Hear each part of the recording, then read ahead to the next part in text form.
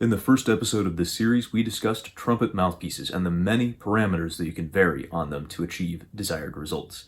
Today is going to be a little bit different. We're going to talk about how you, yes, you specifically, can find your ideal mouthpiece. I made a remark in that last video where I talked about how this mouthpiece has been my daily driver for more than half of the time I've been playing trumpet. That is to say, 6 out of my 11 years on the horn. And there's a reason for that. I have a certain set of criteria when looking for a mouthpiece, and to tell you the truth, for general purpose playing, none of them have been able to beat this one out of the many that I've tried. So sit down, strap yourself in, and enjoy this episode of Trumpet Demystified. We've now reached part 5 out of my 6-part video series that is my senior project for the Gonzaga University Honors Program, and at this point the focus is going to shift from one of design to one of selection. Specifically, we're going to start off, like I said, with mouthpieces. As it turns out, a lot of people are not playing on the best fit mouthpiece for them, and that is for a variety of reasons. First of all, a lot of band directors and even private trumpet teachers are not the most well-equipped to talk about mouthpieces, and as such are more inclined to just recommend something fairly standard to the student, maybe a very middle-of-the-road size, or just encouraging them to step up to a larger size as their embouchure develops. And this is a general trend that's okay to follow, but it definitely doesn't work for everybody in the same way. Certain players need certain parameters to be varied in certain ways, and of course, it's tough to figure out that ideal balance, but that is what we're going to tackle today. I've had pretty decent luck prescribing mouthpieces for friends and colleagues of mine in the past, and while I don't see myself being a mouthpiece consultant full-time, it sounds a little strange, it is a subject that I'm passionate about and hope to relay some useful information on today. The first step of this mouthpiece search process is the most important. If you do not do step 1 correctly, you're going to be wasting your time with steps 2, 3, 4, and so on. Admittedly, step 1 is the one that most high school band directors and private teachers have some general idea of how to facilitate, but a lot of the time the mouthpiece search stops there, and we'll get into why that's a problem later.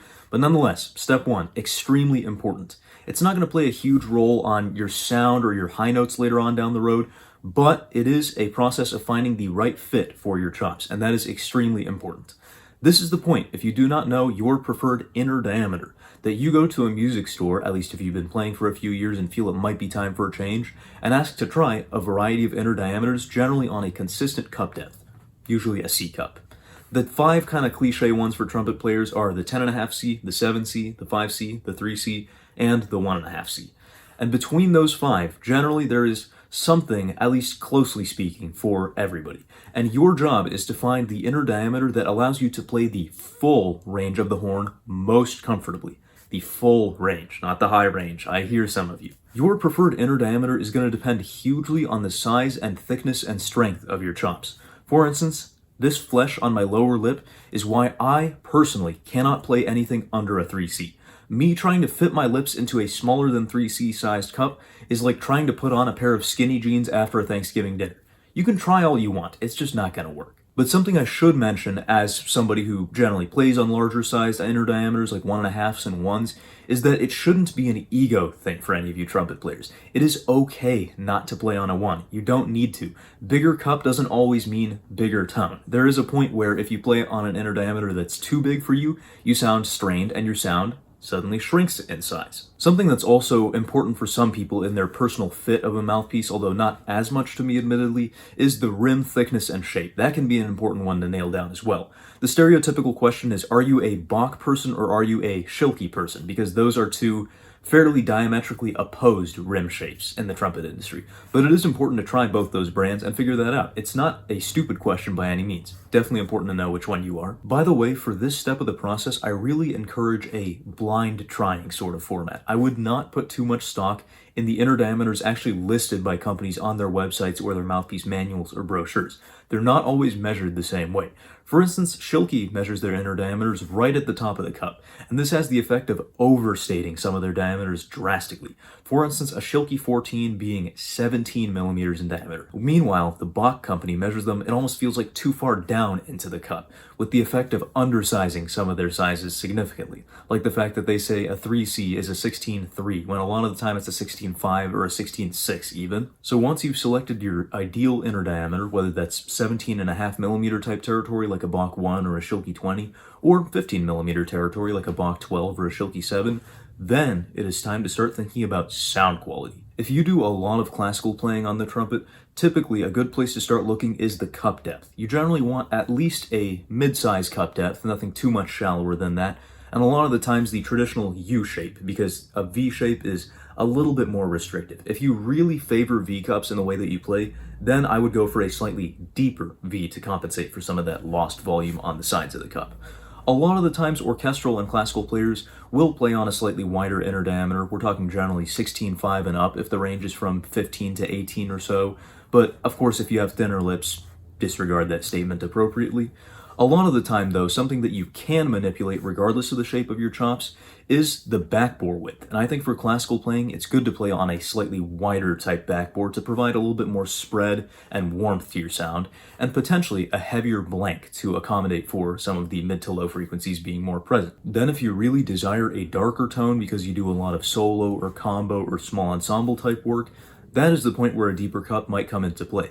You can go for a more V-shaped one like a Bach B cup if you want a little bit more of a straight ahead tone, or potentially a more U-shaped one that kind of lets air just fall into the cup instead of flowing straight into it, like a Bach A cup. That's a pretty uncommon one, but it's worthy of consideration. The same thing can be said of the Schilke E or Yamaha E type cups. Something that's really important to consider though is the throat entrance if you're looking for a dark sounding mouthpiece. If your mouthpiece goes straight from cup to throat at almost a right angle, you're generally going to get a very coarse sort of sound and there's not going to be a lot of darkness or fluffiness. Whereas if you round out the transition between cup and throat, or even put in a little bit of a double cup, then generally you can achieve a much darker sound regardless of what your inner diameter or primary cup depth is. Now, if you do a lot of jazz and lead playing, this is the point, not just because of the high notes, but because of the correct tone, where you generally start looking at a shallower or more V-shaped cup to save on a little bit of that volume and make sure your air is really being streamlined into the mouthpiece throat. Sometimes this can mean a smaller inner diameter, but be careful. Of course, I'm biased as someone with a lot of flesh on their lower lip, but I think it's really dangerous to undersize your inner diameter. I do suggest if you play mostly jazz or studio or high register type work, then yeah, if you're playing really taxing sessions really frequently, I would err towards the smaller side of what your lips cooperate with. But again, don't go excessively small just because you think it'll make it easier. There comes a point where it absolutely will not make it easier and the tone will completely shut off because your lips do not have ample room to vibrate. Something that is really good to mess with though is potentially a narrower throat or a semi-narrow backbore. If you go too narrow on the backbore, it starts to sound a little bit like this. But narrowing the backbore a little bit can really focus in your sound and make it a little bit more bright and carrying. You could also go for a lightweight blank if you really want the easiest possible playing experience, just lightning fast response and really easy changes between partials. And you could also mess with the metal the mouthpiece is made out of in order to put a little bit more zip or edge on your tone without too much extra effort.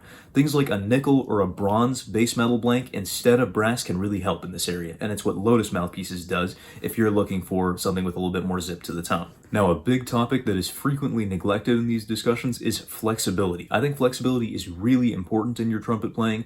I prefer a flexible experience over a comfortable one. And so, if you're looking for extra flexibility in your trumpet tone, I recommend a narrow and sharp rim contour. You might hear those adjectives and go, "Ugh, that sounds awful. I don't want to play on that. It's going to cut into my lips." If you're playing with good technique, a narrow or sharp rim is not going to have any adverse effects unless you're playing for hours at a time, by which point you're getting really taxed, and sure, it might not be ideal. But what a narrow and sharp rim contour does for you is it improves your articulations and your partial changes. Two very important things if you do a lot of very dexterous sort of solo work, especially in a contemporary context and you're not just playing the Haydn concerto over and over again. I think a narrow or sharp rim can be extremely helpful. The other area where I find it really useful is playing cornet in a brass band, because brass band cornet parts are all over the register all the time. The cup is also important to consider here. Like I've said, the V cup shape is generally the most straight ahead in terms of tone and playing experience, so a medium to semi-deep V is generally good for flexibility, and a sharper, not necessarily super sharp throat entrance will make sure that your articulations are as crisp and efficient as possible. You also might prefer a lightweight blank if you're really looking to change partials as quickly as possible. Now, unfortunately, flexibility is often on the other side of the fence from things like ease of playing, comfort, and endurance, which, yes, we can talk about now that we've addressed flexibility. If you're doing a lot of really strenuous high note work as a trumpet player, you might start to value certain factors such as a different rim shape that doesn't provide as much flexibility. you might look towards a wider rim or one that has a gentle roundness or is a little bit flatter rather than having a sharp spot on it. And yes, that can dull out your articulations a little bit, but you can compensate for that with a shallower or more V-shaped cup and a narrower throat or back bore, and that just really increases the efficiency of the mouthpiece.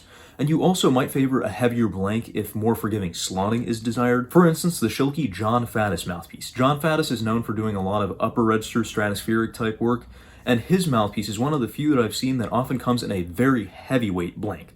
A lot of the jazz and lead cats prefer a skeletonized, really skinny type blank, but I think the more forgiving slotting of a heavyweight mouthpiece can actually be really helpful if you're looking for the greatest amount of comfort and endurance while playing. And of course, something that's of paramount importance to many advancing trumpet players is range. And I did spend years of my life vehemently opposing the idea of high note mouthpieces, but to be honest, getting to college and having my practice time absolutely slashed thanks to working on an engineering degree has made me realize that, yeah, that mouthpiece I've been playing for 6 years now, which is a little bit deeper than what most people use, it's great, I can get the high notes on it, but if I'm really doing a lot of strenuous, sustained high register work, it's not always the proper sound, the pitch tendencies are not always spot on, and overall, it's just not the most efficient choice. So yes, there is high gear and low gear in the trumpet world, and maybe we should talk about it. A lot of people who do a lot of high register work do play on narrower inner diameters, because logically speaking, if your lips are clamped down at a tighter point and there's less chops vibrating, the vibration is going to be a higher frequency naturally. That's not entirely untrue. But if that's not your only thing, or like me, you have fleshy lips, you might be asking the question, what if my lips are too big for me to want to cram them into a narrow inner diameter? And that's a fair question. Let's take a look at the rim to help us. So a lot of the time, the rim has some amount of curvature, and there's, a low spot here, a high spot somewhere in the middle, and a low spot as it enters the cup. You can move that high spot further out on the rim so that it's closer to the outer edge. And this means your lips are clamped down at a point that's a little bit further apart. And so with the same inner diameter, by moving the high point on the rim outward, you can actually simulate the feel of a larger inner diameter, which is super helpful for facilitating high notes if you do want to downsize the actual inner cup diameter a little bit. Of course, speaking to matters of the cup, the shallow V is the cliche way to go, but for generally good reason. It really makes sure your high notes are up to pitch and have a nice sparkly tone to them and that they're very centered and carry well. Too deep of a cup definitely makes them a little bit too unfocused and, generally speaking, sometimes a little bit flatter, which is not great. But some of the most important and sometimes underrated principles of the high note mouthpiece are their throat and back bore. Firstly, the entryway into the throat. Although I really love the sound and the feel that comes with a more rounded entrance from cup to throat, if I'm doing a lot of really strenuous high register work, then yeah, I want the entrance between cup and throat to be on the sharper side, just to get rid of any inefficiency possible. The throat itself should generally be narrow with a fairly long cylindrical section before the back bore starts tapering outward for several reasons. First of all, it can be really taxing for a lot of players to play on a wide throat and try and play high for long periods of time. It really does take a lot of air, physically speaking. Not even energy into the cup the way I've talked about in past episodes. Literal airflow is increased if you widen the throat too much, and that can be really, really taxing.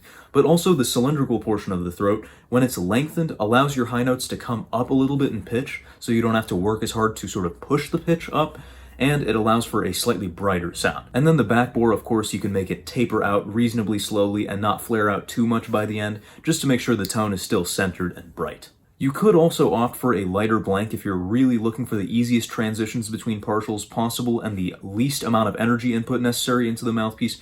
But then again, like I said, you do have high note artists like John Faddis who prefer a much heavier blank. Now remember everybody, pleasant sounding low notes are just as important as strong and centered high notes. And especially if your work is something like playing second trumpet in a symphony orchestra, you might be looking more towards these parameters. For instance, low notes are generally best facilitated on a slightly wider inner diameter. For me, that's definitely something in the 1.5, 1.25, maybe 1 type range, depending on just how low I'm playing and how much of that I'm doing. But again, always remember not to overdo it, because like I said, there comes a point where if you widen the inner diameter a little too much, then instead of your sound growing in the low register, it starts shrinking because you're straining to play on that big of a cup. Speaking of cup, generally, larger cup, larger sound in the lower register, but there are a couple of ways to do that. Firstly, the trouble with the V-shaped cup is it tapers inwards a little bit too quickly for the fullest possible sound in the low register. If you have a more pronounced U shape, The cup has a little bit more drop at the start, which enlarges the top portion of the cup, and the more rounded bottom enlarges the bottom portion. Of course, you could have a drop V sort of shape, and that is still fairly efficient in the lower register without taking away too much of that volume of sound. That's something that varies on a per mouthpiece and per player and per instrument basis, but nonetheless, bigger cup, generally not a bad thing for lower register. And then as you enter the throat, a little bit of curvature into the throat really helps, as does a wider throat if you want to put a few more decibels on the sound. And you don't want that throat staying cylindrical for too long either. You want a fairly short cylindrical section which leads into a quick tapering backbore if you really want the maximum possible volume and warmth of sound. Now this is all well and dandy, but if you complete step 5 and you think you found your perfect mouthpiece for high note or low note work or for the certain sound you're looking for, but then you realize it doesn't play in tune with your instrument, we have an issue. Luckily, there are a few things we can do here. Firstly, a wider throat, although it tends to be a little bit more taxing to play on, is really helpful for blowing the unruly pitches into place. A lot of people opt for wider throats, as do I, on the large bore C trumpet. C trumpets are now almost by default made with large bores, but unfortunately this means their harmonic series is a little bit more untuneful, unfortunately, and that wider throat helps the pitches cooperate a little bit better with your playing. A heavier blank can also be really helpful. That additional mass on the mouthpiece blank means you don't have to hit the note right on its resonant center to actually stay on it.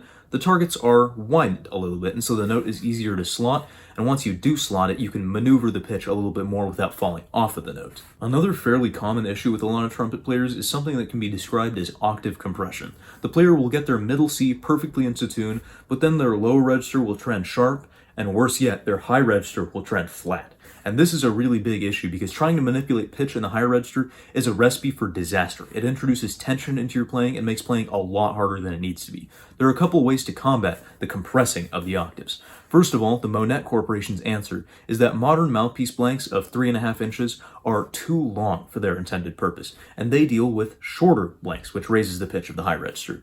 You can also lengthen the cylindrical section of the throat and not make the back bore start until a little bit later, and this will bring the high notes up to pitch and the lower notes a little bit lower. Now let's tackle a couple of common questions in the area of mouthpiece searching. First of all, how do I know I need a new mouthpiece? And some will say, oh, you never need one. You might want one, but there's no necessity in a new mouthpiece at any point. And sure, there's some truth to that. You could make any mouthpiece work for your playing with enough practice, but I am definitely of the belief, as someone who owns far too many mouthpieces, that there are ones that do the job more or less efficiently for each player. Generally, though, if you want to change mouthpieces, you should have concrete proof that something in your playing is causing you too much grief, that you are working too hard to achieve what you want. You need to know exactly what you are dissatisfied with and exactly how you intend to remedy it. Here's an example. A player might play on a Bach 3C and they might find that their tone is a little too dull and their high notes sit a little bit flat, and then they might consider something like a Yamaha or Schilke 14B4. Generally, that's a fairly similar inner diameter, but a little bit of a different and more friendly rim shape, and a little bit of a shallower cup to put a little bit more sparkle on their sound. Example 2. A 1.5C player wants a little bit more volume in the low register because they feel it's a little bit too constricted, but when they play a 1C, they find that they are way too taxed. They might consider a Vox Symphonic Series 1.5C that has a wider throat and backboard to help them accomplish those goals. Here is a slightly more radical example and a rarer one to find. You might find somebody with fairly fleshy lips who's been playing on a 7C all their life, and they find that when they play for long periods of time, their lips swell up slightly and it becomes harder and harder to produce a sound on the instrument to the point that they feel like they're really just blowing through a coffee straw. That might be a case of needing to step up in terms of inner diameter. And they might not immediately fall in love with something as big as like a 1.5 or a 1C, but over the course of a couple of weeks, if they play on that mouthpiece exclusively, their embouchure will adapt to the greater inner diameter and will definitely start to flourish a little bit more, so that when they start to swell at the end of a long rehearsal, their chops can still sort of fit into the mouthpiece cup more effectively than they could have with a 7 or especially a 10.5C type cup. Now, unfortunately, and this is kind of a way to round off the how do I know segment, inner diameter can be a little bit of a dynamic process. First of all, you don't want to size up too much until you're sure your chops are fully grown and you're sure that there's enough heft on your lips to handle a little bit of a larger cup diameter. But then, from there, it's not always constant for the rest of your life. There comes a point where everybody gets old, be that 50, 60, 70, 80, who knows? It's a little bit different for every player, but there comes a point where it might be time to downsize a little bit just because your chops are going to atrophy a little bit with age. Also, what can happen is if you don't play as much as you did in high school or college, then it also might be time to downsize.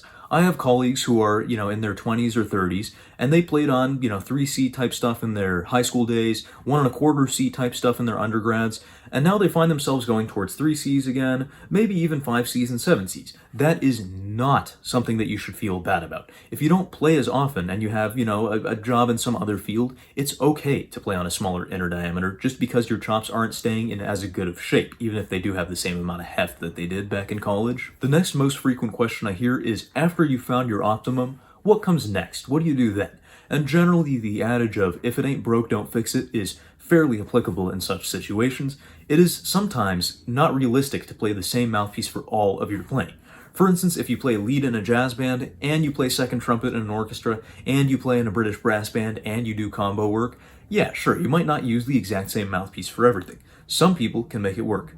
I am not one of those people. So, there are a couple ways that you can manipulate certain parameters to still keep a fairly constant mouthpiece experience while allowing yourself greater flexibility in terms of genre.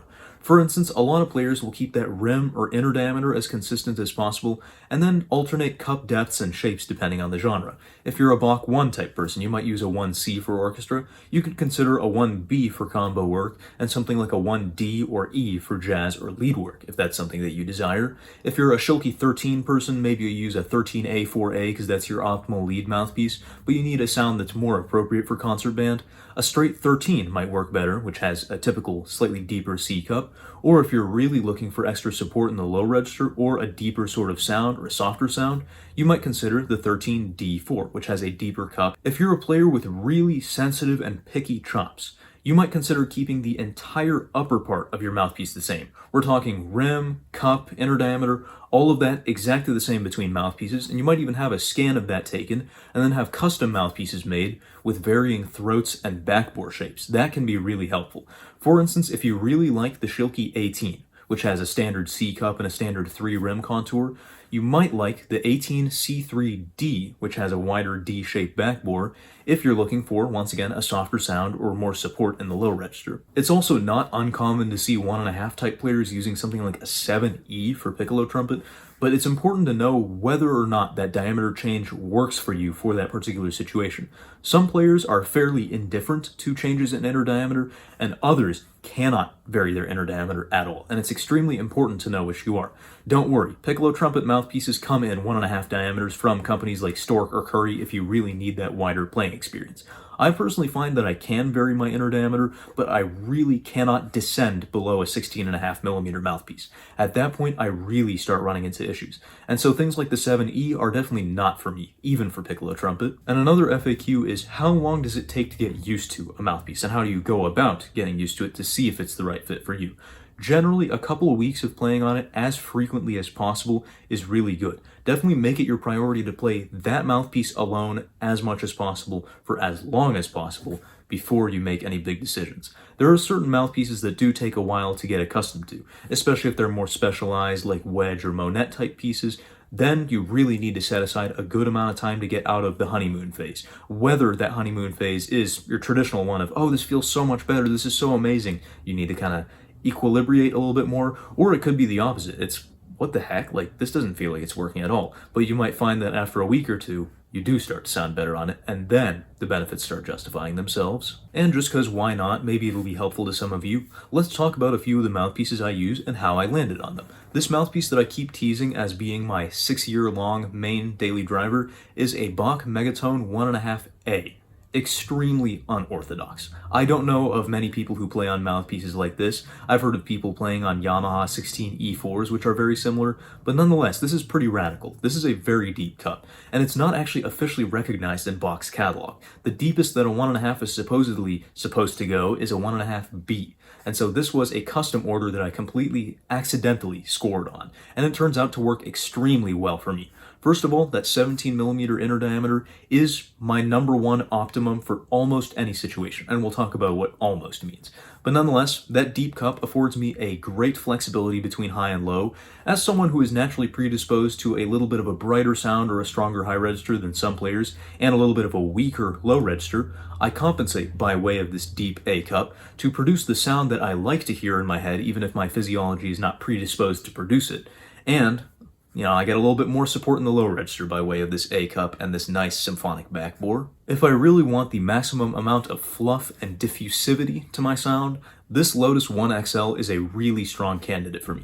I tried the stock 1L and actually did not like it quite so much. The L is quite similar to a box C, and as it turns out, I don't do well on box Cs. I do well on deeper stuff, and ironically on shallower stuff, although we'll get to that a bit later. This 1 diameter, 17.5 millimeters, is pretty hefty, and so this is not a daily driver for me, but it does have a very, very pleasing sound that is great for combo work, great for really soft orchestral stuff, or especially great if I really want to honk on second trumpet. For my jazz use, it's hard to go wrong with this GR67M with a number 1 commercial backbore. So it's a tighter mouthpiece, obviously, than my 1.5A. It maintains a very similar 17mm inner diameter with a very comfortable rim, and a little bit more support than the A cup, obviously. I would say it's somewhere between a box C and D cup, as the M cup tends to be in most lines, like Giardinelli or GR, or I think Lotus as well also has an M cup that's similar to this. And it's a middle of the road depth for a lot of people, but for me it's starting to be towards the shallow end of things. So if I'm looking for a really clean and tight jazz or lead sound, this is the way I go. But if I'm spending a lot of time in the upper register and I want a huge volume with a really ballsy tone to it, this Giardinelli New York 1S is my preference, even over that super expensive GR.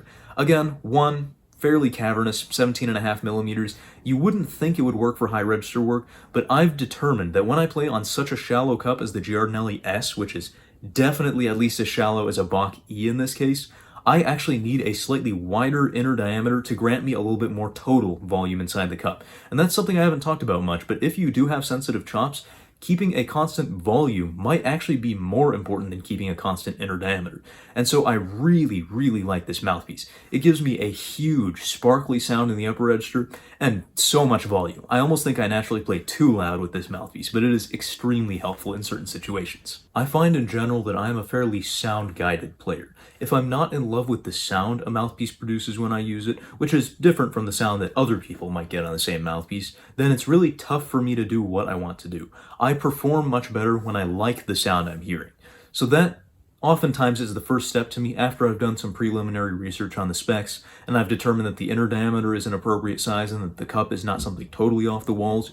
And then from there it becomes a game of testing the pitch tendencies and the sound in the extreme registers and how it performs on certain slurs and whatnot. If I'm not getting enough body to the tone, I might stick a mouthpiece booster on it if it's a lighter weight mouthpiece. This all tends to be a fairly messy process, and of course I've acquired a lot of mouthpieces along the way, but generally that's the way I go about things. And I think with that big long ramble out of the way, it might be time to put a bow on episode 5 of Trumpet Demystified. I have not taken a look at the footage yet, but I worry this might be the longest episode so far. So hopefully, through some time in the editing room, it has become vaguely digestible. I hope you've enjoyed this discussion on mouthpiece selection and what works for different people for different settings. Just remember that no matter what I've said, your mouthpiece journey is in your hands. There is no shame to what you play on, whether it's a Bach 1B, a Schilke 6A, 4A, or anything variously crazy or in between. There comes a point where you should not let other people tell you what you need. It is helpful to have other people listen to your mouthpiece demoing process, and it's helpful to take your own notes and cross-check between those, but ultimately, these things are your preference. If whatever mouthpiece it is gives you the proper sound, feel, and endurance that you desire from your own playing, that's what you should be using regardless of brand or size. Until next time, stay tuned for episode 6 of Trumpet Demystified, the final episode coming very soon, and thank you for your time.